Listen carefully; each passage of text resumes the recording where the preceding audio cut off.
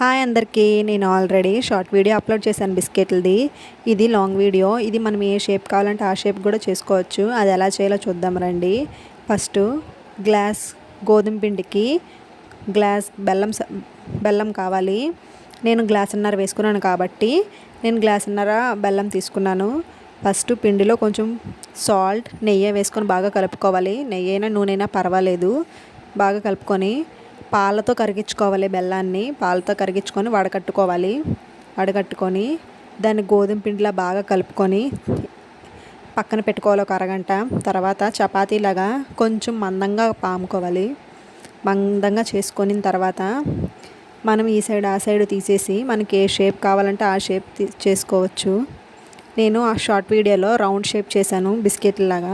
చిన్నపిల్లలు చాలా ఇష్టంగా తింటారు. స్నాక్స్లోకి అయితే బాగా పనికొస్తుంది. ఒకసారి షార్ట్ వీడియో కూడా చూడండి.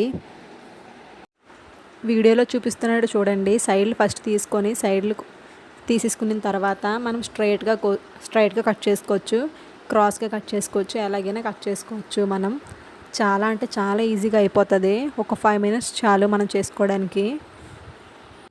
ఇది కొంచెం పిండితో చేసుకున్నా సరే చాలా ఎక్కువ అవుతాయి. మేము ఆ రోజు ఒక అరగంటలో చేసేసాము. మీరు కూడా ట్రై చేయండి, అస్సలు మిస్ కాకండి. చాలా టేస్టీగా ఉంటాయి. మా ఇంటికాడ ఒక చిన్నపిల్ల ఉందని ఆ చిన్నపిల్ల కోసం చేసుకున్నాము, కానీ మేము కూడా తిన్నాము.